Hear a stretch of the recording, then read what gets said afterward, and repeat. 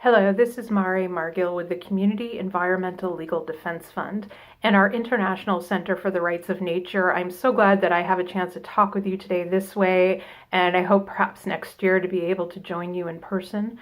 I really appreciate this opportunity to share with you our work at the Legal Defense Fund and with our International Center for the Rights of Nature, in which we have worked with the very first communities in the world to enact rights of nature laws, which for the very first time recognize that ecosystems have fundamental rights to exist and to thrive, to regenerate and evolve.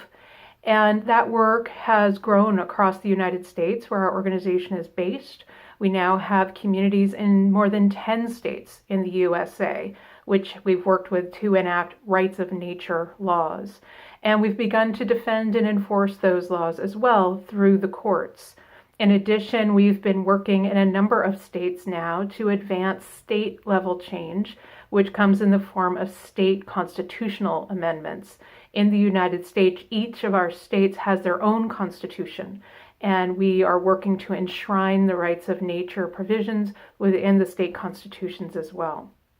Our work took us outside of the United States in 2008 for the very first time, where we were invited to meet with the Constituent Assembly of Ecuador.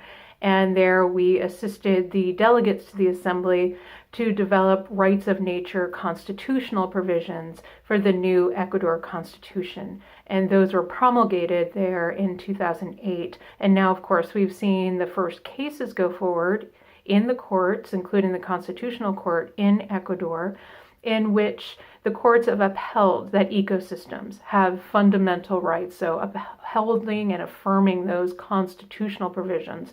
Ecuador, of course, the first country to enshrine the rights of nature in its constitution. Our work today within the Legal Defense Fund and our international center is growing across the United States, but also outside of the United States. So we're working in places like Nepal with their parliament to advance the rights of nature into their constitution, specifically regarding climate change and recognizing rights of the Himalayas.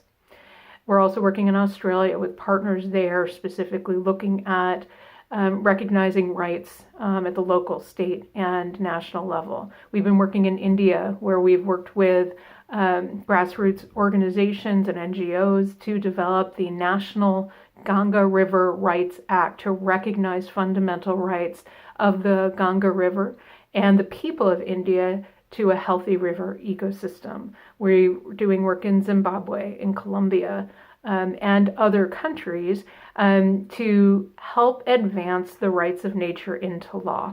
We are very focused on partnerships with indigenous peoples, with NGOs, with community groups, with grassroots groups, as well as governments, as they come to a place where they recognize that existing environmental legal frameworks, both in my home country of the United States, as well as countries outside of the United States, where the laws are very similar, that our environmental laws today simply cannot protect the environment in a way that it needs to be protected, because today we see ecosystems, species collapsing, we see global warming, of course, accelerating, and our environmental laws simply weren't written to protect the environment.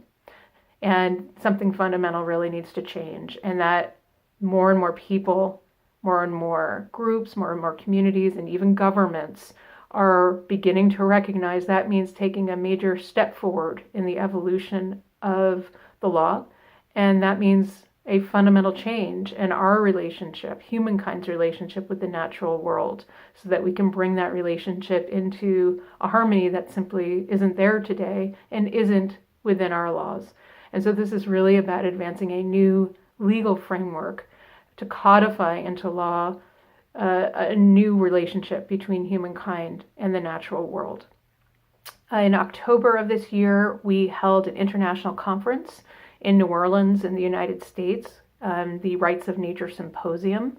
We had perspectives brought from different countries, including Ecuador and Nepal, Australia and Sweden, as well as the United States. We had a local perspective, that is people in communities that are working to advance the rights of nature in their home communities, as well as an indigenous perspective, where tribal nations are beginning to advance the rights of nature into their legal frameworks, their indigenous legal frameworks.